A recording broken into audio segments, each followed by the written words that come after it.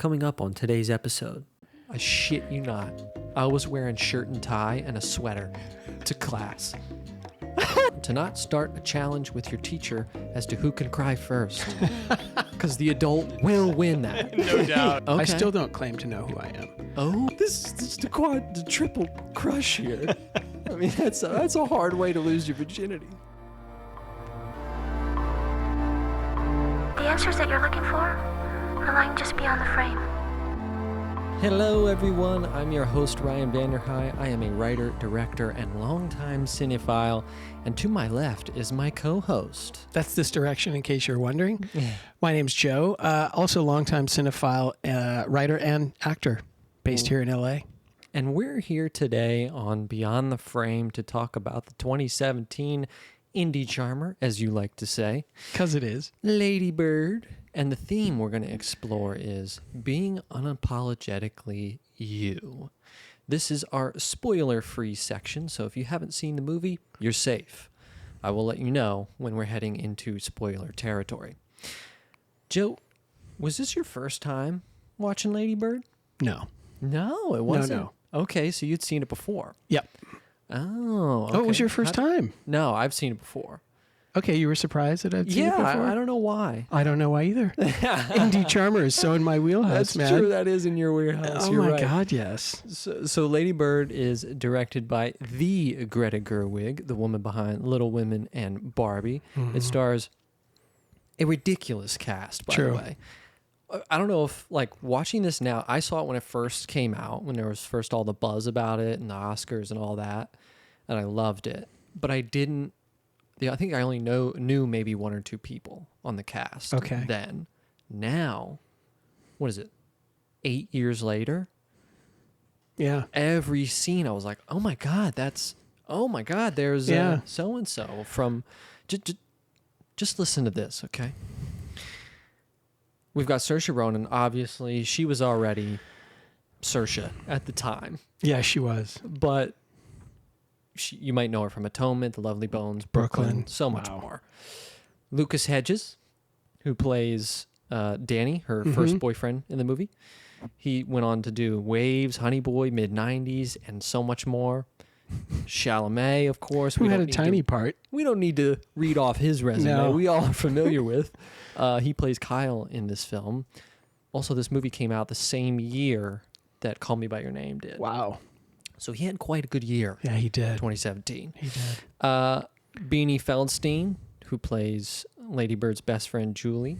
She's gone on to become a huge success in Booksmart, and she played Monica Lewinsky in The American Crime Story.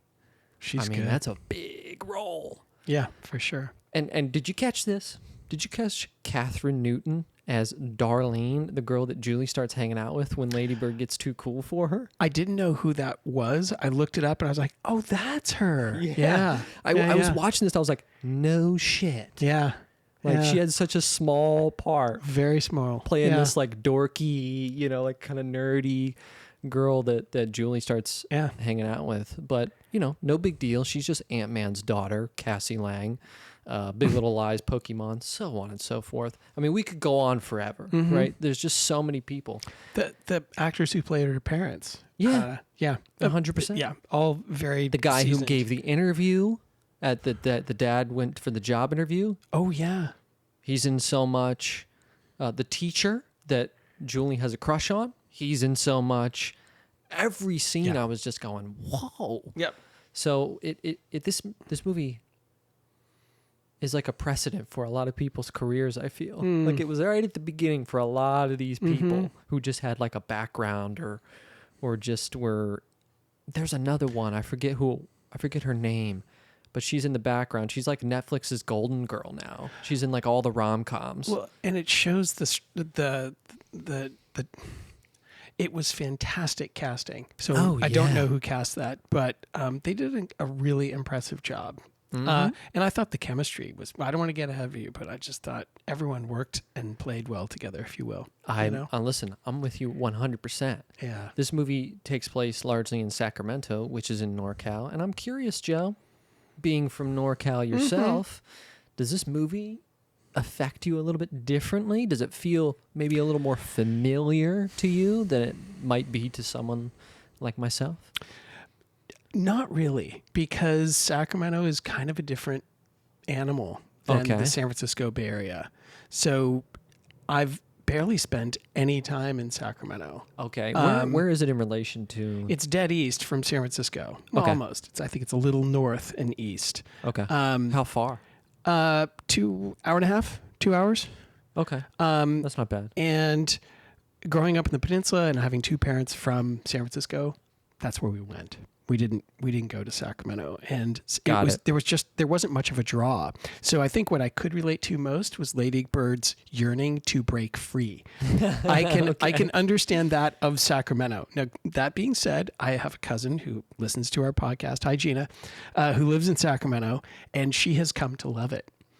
But even growing up, there's kind of a joke about Sacramento. Like, why would you go there? It's a place to be from, but not a place to aspire to. Interesting. Yeah. Okay. Yeah. I'm getting it now. So that's how I feel. That's my relationship with Sacramento. Okay. Yeah. How did you feel about the movie? Did you enjoy it? Did you How like it? How did I feel about it? I freaking loved it. Okay. Okay. No, I really loved it. And I think, yes, the strong cast, but part of why I loved it so much was Saoirse Ronan. I mean, oh my God. I found her to be so endearing. Even though she was really confused and a little bit of a troublemaker, and a bit of it, but I like that. Yeah, you do like troublemakers. Yes, I do. So I liked the rebel yell part of her. I also just found the dynamic with her and her parents to be incredibly realistic and engaging. Yeah, there's her father suffering from depression and just being very kind.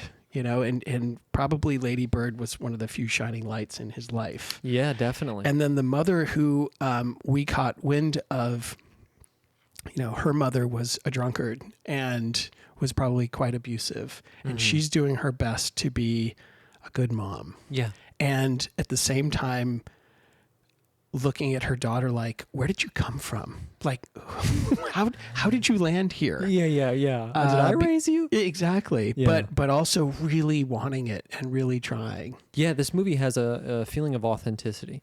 Exactly. It feels very grounded. It feels very, like you said, realistic. And it comes across that way in the writing and the performances. Yes. Everything just feels so real. And I think that's what I particularly like about it as well. I mean, look, I love a lot of things about this movie, particularly the writing and the performances. But I want to highlight one element that I think stands out to me. Go and for that's it. The editing. Okay. I think that... Ooh, I like that. This is something that people, maybe don't think about. But when it comes to comedy, timing... Of course, we know timing's everything. And that expands to the edit as well. The edit plays such a part in that timing.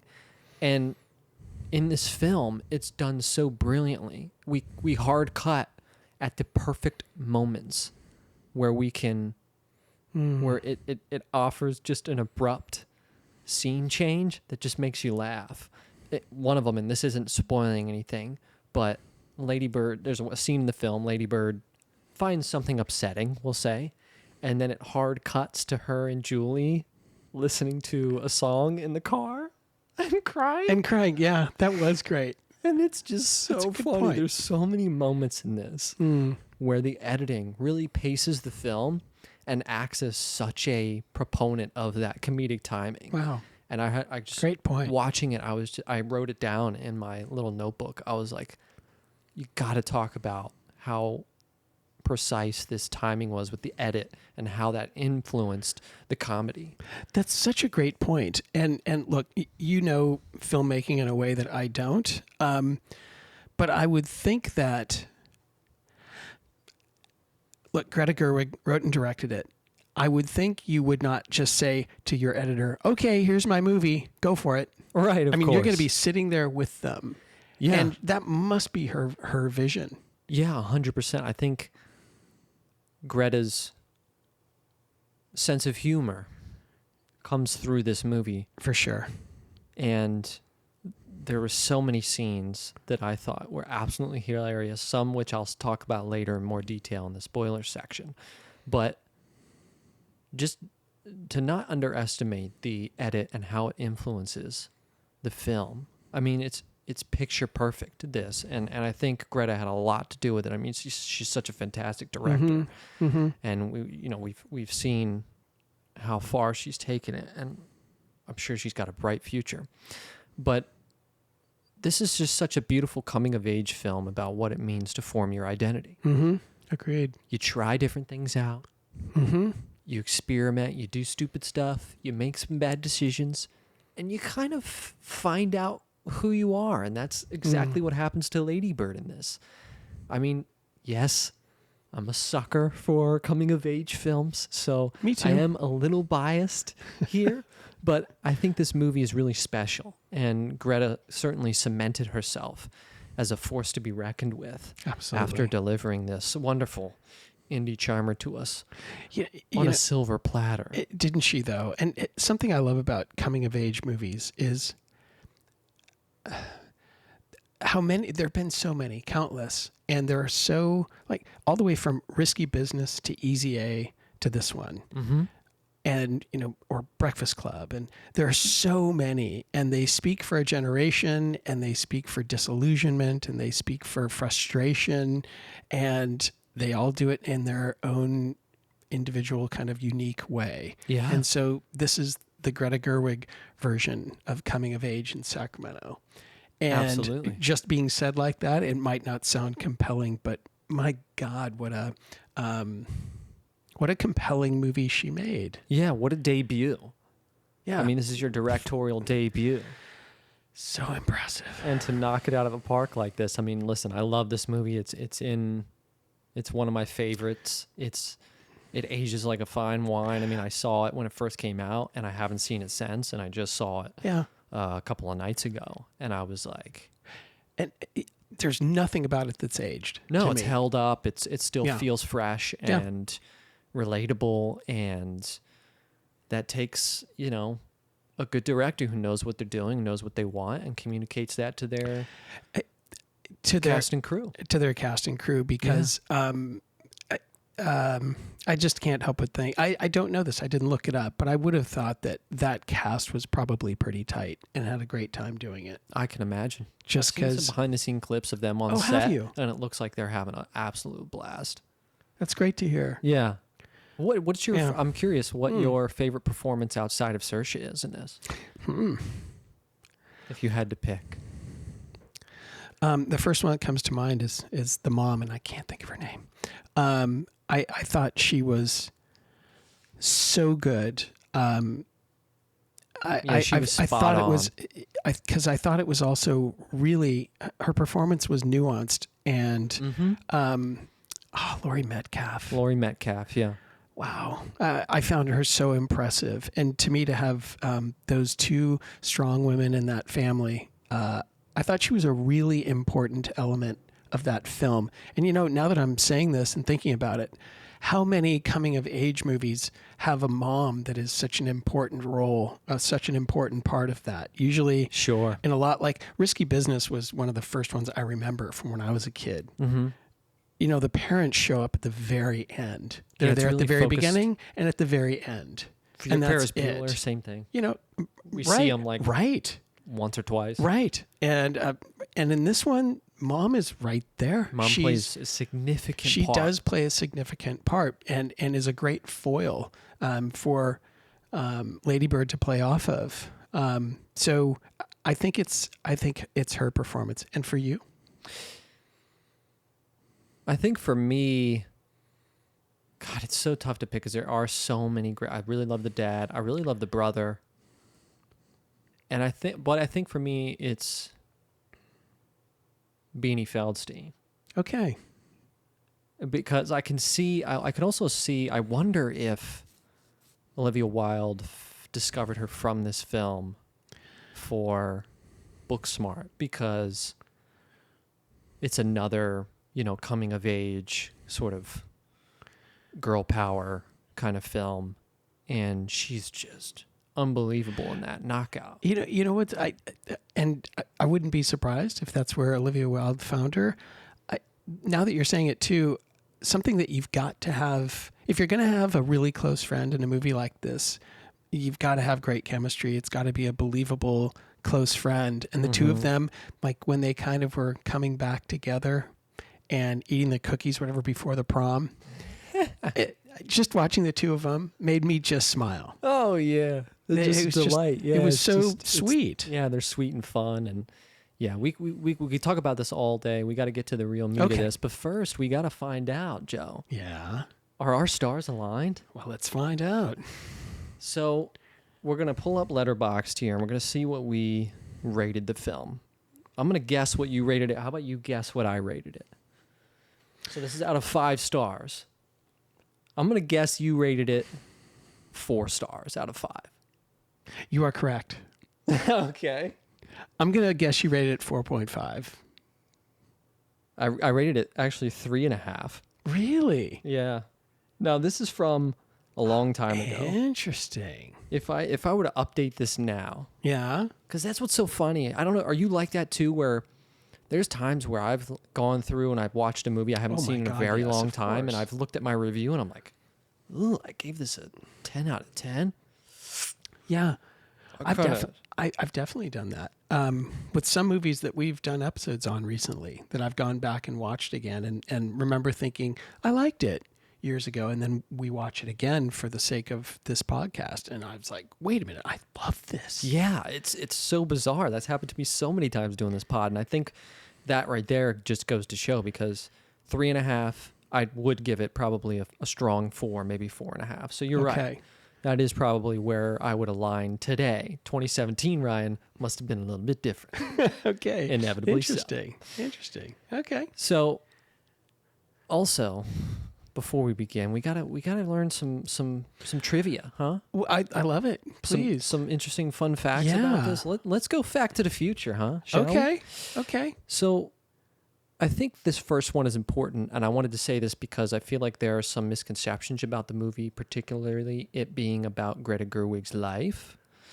I know I am victim of this as well. I thought the same thing. I assumed, because she's from Sacramento, that the movie, and it's a coming of age, and I just thought, I assumed, it must be like her life story. That's not the case at all. It's actually the complete opposite of that. Okay. Gerwig said in an interview around the time of the release that she is the polar opposite of Lady Bird growing up, that she was straight-laced and not at all rebellious. I think... Oh my God, I love it. Yeah, that's just so funny because... And it makes me respect her a lot more as a writer-director, because when you're writing, it's so... One of the difficult things is getting away from yourself, how you speak, how you think. You're trying to write a character who, and if it's the complete opposite of you, that's tough. That's hard, because my brain doesn't work that way. How do I have to step outside of myself. Step outside of yourself, or have grown up with someone, or you have someone in mind that was that. Correct, that you can base the character on. And who knows, maybe I didn't get that far in my research, but maybe Greta based this character on someone. She might have, and maybe she wouldn't say also. Sure, you know? that's exactly right. We as writers, we pull from what we know. That's right. And I don't want to take anything away from what she's done, and the fact that was not autobiographical in the slightest. Because that's fantastic. That makes it just that much more imaginative and creative. And you know what? Also, you and I have both been writers. That really frees you up too. Oh my God, yeah. To just go in any direction you want to go. Yeah, and use your imagination and explore and it's you're right. So it could be a Greta who's looking back, going, God, if I'd done it differently, here's how I would have done it. Yeah, because how much fun? I would love to look back and say, what? Okay, maybe if I made all these different choices. Totally. What How would that have look like? Yeah. How would that have panned out? But there's your next movie to make, Ryan. That's right. There you go. The absolute opposite of me. How I did not up. come up of age. Yeah. But I do think she brought Sacramento to life beautifully. I've never been there, but on the screen it came through. I could tell how familiar she was with that town and the way she shot it and the way it just came to life. For sure. Well, and there was one thing that I actually did know about Sacramento, and that was the whole train tracks and the east side, because I went to undergrad with two guys who were from East Sacramento, and they really made a very strong point about being from East Sacramento, the right side of the tracks. See, So, we got an insider scoop here. that was one. I forgot about that. Yeah. I was thinking about that too. Yeah. Like when I was watching, I was like, I wonder if this is true of Sacramento. Like, It is. oh, I'm from the right side of the tracks. Well, you know? and I don't know Right how many people side. that think of it that way, but like Right. I said, and I didn't know Sacramento, and I just picked up on how automatically or quickly defensive they were, even though I didn't know the difference. You know, for them to, Joe, it's the east side of Sacramento. Just so you know, not the okay, west, right? the east. Okay, duly noted. So that was definitely touched on here. Yeah. Yeah, So I appreciate that insight. grandma's house is on the east side. Grandma's house was on the east side, Yeah. for sure. Yeah. And you could tell that Lady Bird loved that. Yeah. Yes. So I just want to give my flowers here and hats off to Greta. I mean, what a phenomenal job writing this. So agree. This next one is quite a funny one.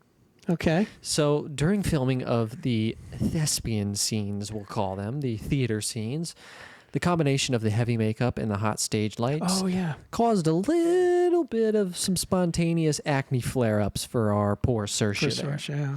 Now, this offers a unique opportunity. Do you cover it up because it's a movie and we're in Hollywood and, you know, people want to look good? Or is it more realistic to the character, to a teenager growing up, to have a little bit of acne on the face?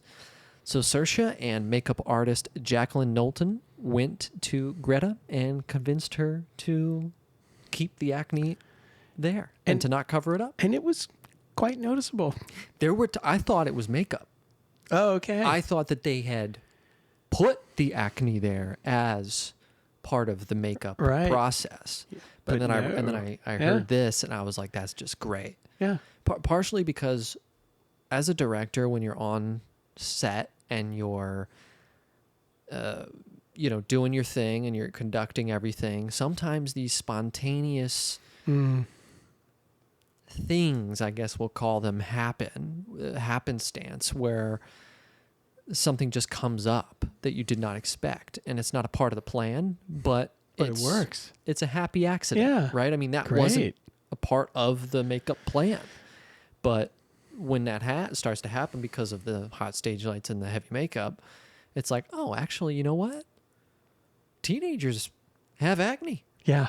And they're, everybody's trying to figure it out. Yeah. And this would be more realistic. And it adds to the, I would think, even if it's just a minute or subconscious part, it adds to a certain level of self-consciousness and discomfort. Absolutely. You Which is know? also a part of being a teenager. Yeah, exactly. Yeah. So, yeah. True. Really love that. On Yeah. my last film that I made, we shot in a park. We shot a scene in a park that was supposed to be something that a character was imagining. So we're in their imagination. We're seeing what they are seeing. And after some technical issues and such, we kind of had to scrap it. We were going to come back to shoot a second day. I was going to have to reschedule a second day. But during the rescheduling, my lead actor, Satchel, pitched this idea to me that the imagined scene should be shot in a white void. And I was like, that's brilliant. I Nice. can't believe I didn't think of that. But so this is it's an example of that spontaneity. Had that not happened, had we not had that stuff go shoot wrong. that and- had to go wrong, that we were going to have to reschedule, it gave us the time for, and also being open to collaboration. Sure. Like, sure, I'm the director, but I'm not the... The dictator. Exactly. Yeah. It's like, this is a collaborative experience. So if my actors come to, you know the character better than me. Once I pass it to Hopefully. you, you're getting deeper in it than I was as the writer. Yeah, for sure. So if you come to me with, hey, here's an idea, I'm all ears. Mm-hmm. And I love that about this this makeup fact with Greta, and I love that about what Satchel was able to bring to that film, because I think it made it better and it made the final cut. Nice. So this is a spoiler alert here. Okay. We're moving in, folks, to the spoiler section. So if you have not watched the movie, now's your chance. Go watch it, come back, and you can watch and listen to the rest of the episode. But we are going into spoiler territory here. We're going to talk about some scenes. We're going to talk about the film in a little bit more detail because I want to get to the root of this theme here, this little beautiful nugget that we have of exploring ourselves and being unapologetically us. Okay. So, just like Training Day, I love that opening scene, man. That opening scene between her and her mom in the car. Yep. We get their dynamic. We're introduced to the two characters. We understand their dynamic fully for what's going to play out for the remainder of the film. And then it ends on this absolute like bombshell of her just dipping out of the car. I mean, that's just what a way to start a movie. Yeah. When she ducked out of the car, I'd forgotten that from when I saw it 8 years ago. I laughed so hard. I mean, I laughed out loud when she jumped out of the car. Yeah. I loved the expression on her face too, and she just wanted out right then, and she did it. She's like, you know what? After her mom goes, you know, you should go to City College. That's all you're good for is City College. And she's like, you know what? That's the last straw, Mom. She just pulled the ripcord right there. That's it. Peace out. And then she's got the cast for like half the rest of the film. I love how Laurie Metcalf reacted to that too. She just lost her shit. Yeah, that was hilarious. Genuine, which is what anyone's. Of course, any mother you would hope would Anyone lose their would shit if do. their kid just bailed out of the car. That was hilarious. And the next scene, they really make her pink cast conspicuous. Doesn't the cast say, and I could be wrong here, but it says like "F you, Mom." I think it does. It says something like that, which is just so good too. It's so funny. So to piggyback off of that scene, let's explore our central theme here of being unapologetically you. Lady Bird does this, just as most of us do as a teen, by exploring, shall I say, different things to figure out who exactly you is.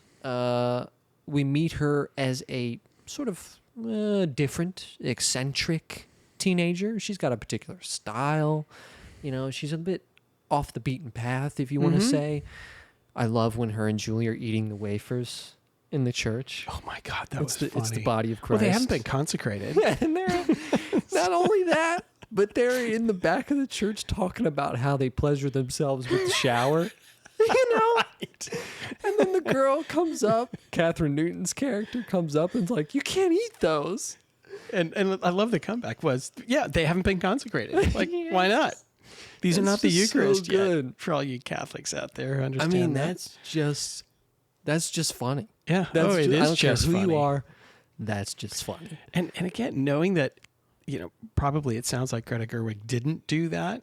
Right. That's what I'm saying. That's To a write fantastic scenes like thing to that, that's create. fantastic. And Maybe that's a story somebody told her at one point, but God, it's just so good. And I got to tell you, you don't eat those wafers for the flavor. Oh, God, I mean, no. So I mean, to do that, you're doing it just. It's like eating styrofoam. It is like eating styrofoam. So you're not doing it to actually be eating something. You're doing it to make a point. Yeah, and you're just having fun goofing. It's rebellion with your friend. As I you guys freaking are. love it. That's just such a good scene. I'm glad you picked that one out. So we've got our eccentric Lady Bird here. She's going by the name Lady Bird, and then she comes to a point where she finds a guy she's really into. This is after she's had her falling out with her first boyfriend, and she finds Kyle, played by Timothée Chalamet, and he's kind of we'll say he's part of the cool kids, maybe. Yeah. He's by the way, his character is written so well. It is. It's so damn funny how,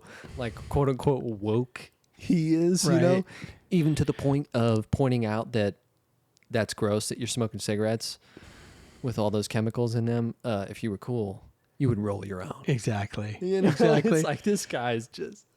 What I also loved was that we have these two high school kids played by an Irish woman and a British guy.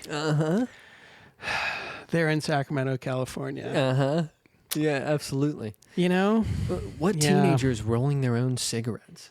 Well, I also like he was woke and clueless at the same time.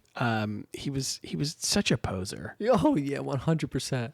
That must have been fun for him to play that role. I'm sure. Yeah. So anyway, we see Lady Bird change who she is to fit in with this new crowd.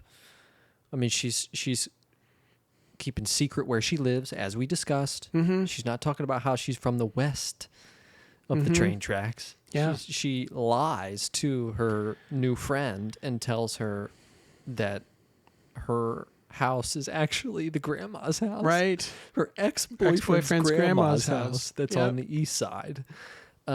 Which is so funny when she gets found out. When her, Yeah, I'm at your front door. yeah, it's like, guess where I am? I'm at your front door. And she like gets up. She's like, oh shit. No, wait, that's not me. And then again, the edit, it just cuts to her friend walking into the kitchen. and it's like, so this is where you live. Yeah. Yeah. You're right. That is great man. editing. Dynamite. Yeah. She leaves the theater behind. She ditches her friends, her best friend Julie. Mm-hmm. She becomes kind of fake to try to fit in because she likes this guy. He's like mysterious. He's cool. He's hot. It's Rolls like, his own cigarettes. Yeah. he rolls his own cigarettes. He's into the Iraq war. Like, let me Right. just, you know, Yeah. let me just have this one thing, you Yeah. know? Yeah. But it only leaves her, what? Feeling empty. Mm-hmm.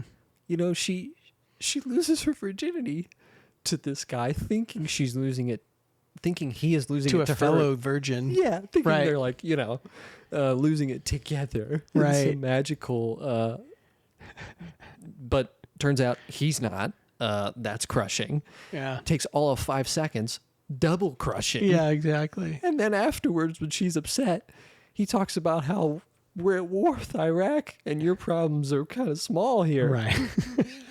This is the triple crush here. I mean, that's a hard way to lose your virginity. Well, and then I don't know if you're going to talk about the song because it does play a crucial role here. Oh yeah, Yeah.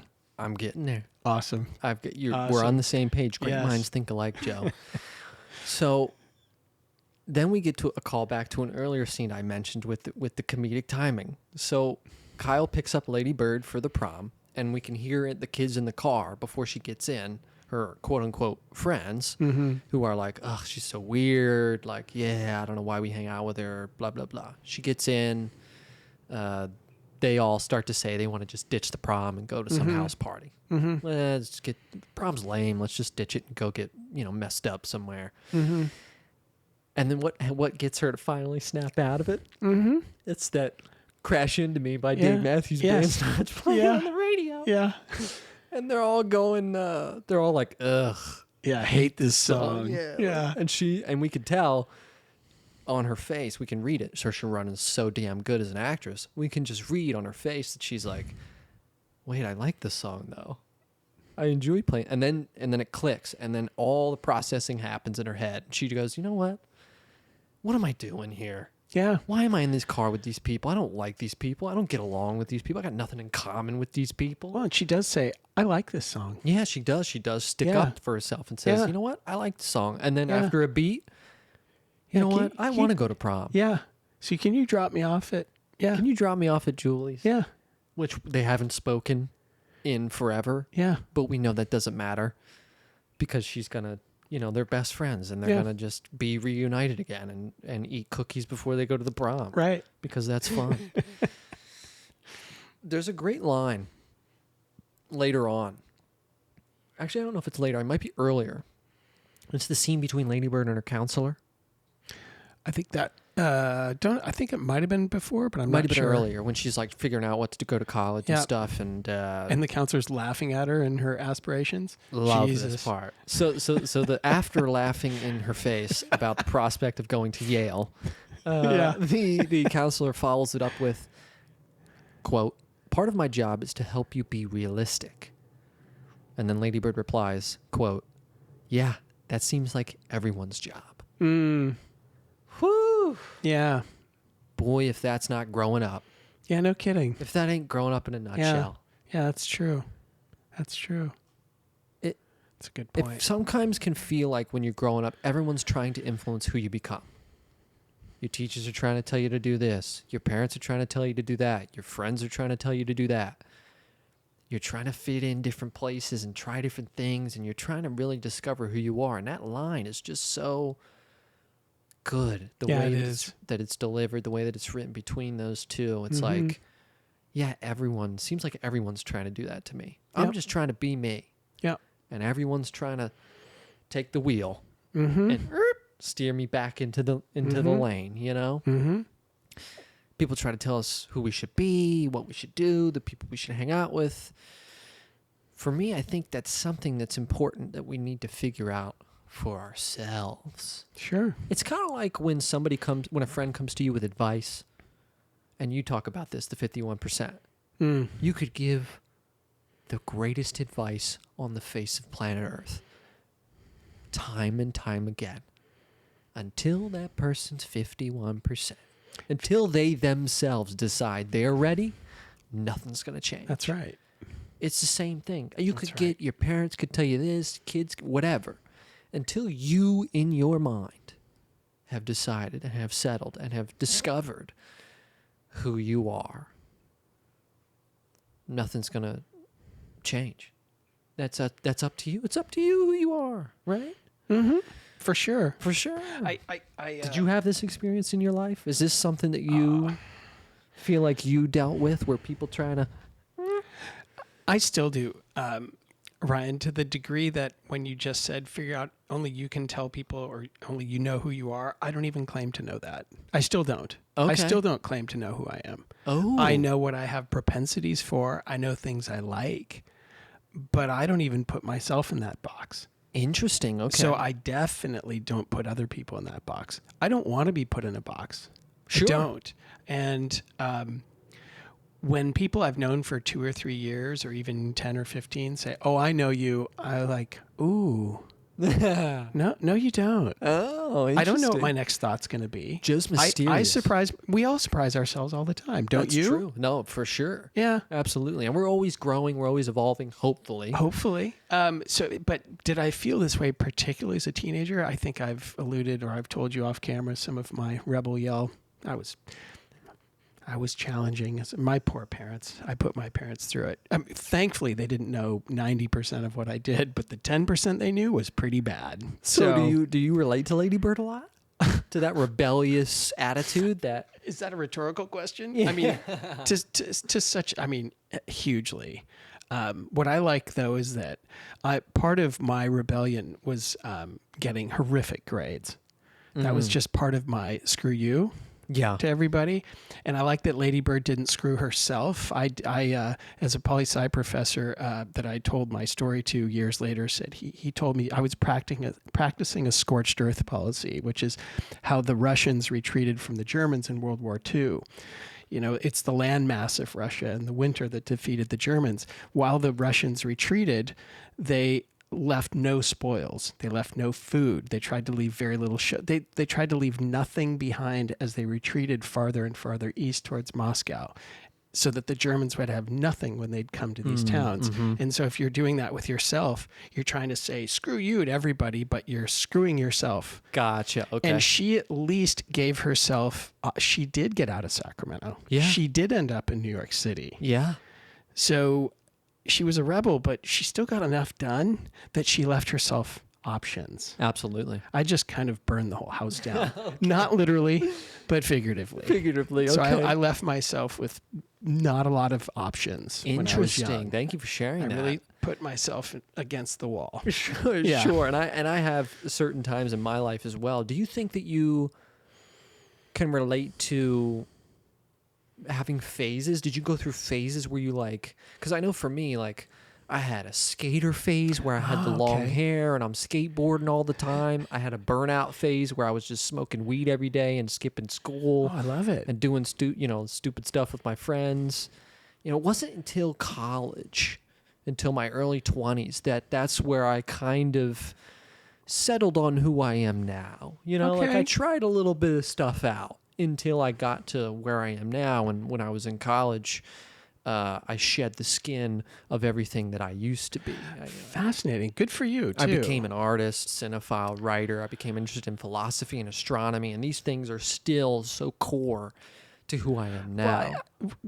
Good on you. I think that's part of what can make a college experience, those college years, so fantastic, and something I feel for the youngins who, were trying to go through college during the pandemic because they completely missed that. But I had that as well. I completely changed my political orientation. I completely changed the way I dressed. I completely changed my wardrobe. Yep. Like I went from never even considering having a black t-shirt to wearing black all the time. I used to look at people, guys with pierced and, pierced, and I went for it. Yeah. And I loved it. Sure. And so it really completely, I had that as well. I had that shift I love too. that. I love that. I'm curious, the audience, anybody listening, if they had those experiences as well. Is this a universal experience where we kind of just try things out? Because it's so funny you say that, because when I went to college, I was like, oh, nobody really knows me here. Like I went out of state. I only had one friend that knew me. It's like I can kind of like... You reinvent yourself. Yeah, nobody... Awesome. I shit you not. I was wearing shirt and tie and a sweater to class. I had a shirt and tie with sweater over it. That was that guy. Now that only lasted about a year, but still, I was like, you know what? I'm gonna be like this. And I tried. High school, I didn't try. High school, I barely graduated. Okay. Barely got into this school that was like a 65% acceptance rate or whatever. Okay. And then in college, I was like, wait a second. Like, no one knows me. I could actually try here. Because it was kind of cool in high school to not try. It was kind of cool to be like the guy who's just like smoking cigs and like, nah, school's kind of whack, man. You know what I mean? Like that was cool, like dazed and confused kind of burnout guy. So when I got to college, I was like, nobody knows me. I can just be whoever. So I started to give a crap. I'm on Dean's list and I'm doing the whole thing. I'm wearing a shirt and tie. A little bit ridiculous, but that's what it's all about. Totally agree. I wish that for any kid to have that opportunity to go to college and to just try things and 100%. Go for it. Experiment. Yeah. Take a bunch of classes you've never thought of. That's what I'm telling you. I took Intro to Astronomy as one of my... Me too. I freaking loved it. It was my favorite class I took in college. We'll need to talk about that more. We'll talk about that off camera. Yeah.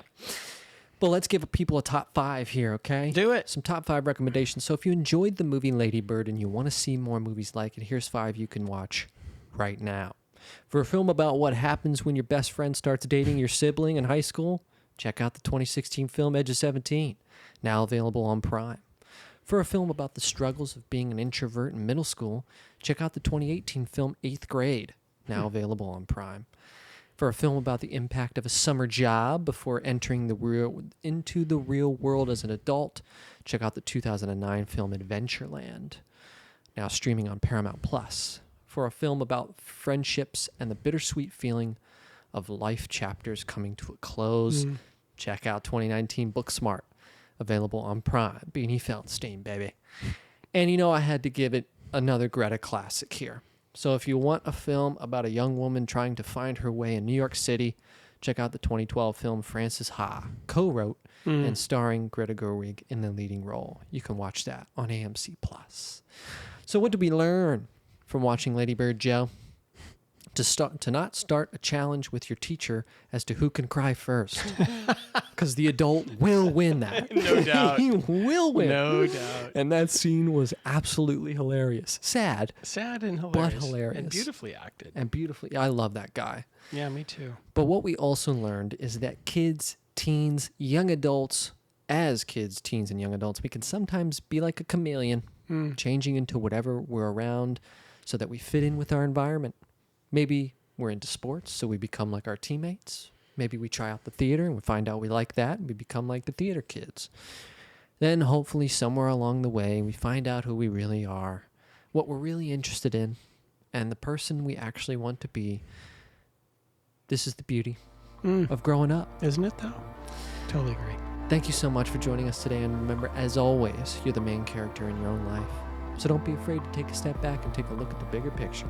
Because sometimes the answers that you've been looking for, they're lying just beyond the frame, Joe. It's true, Ryan. We'll see you next time.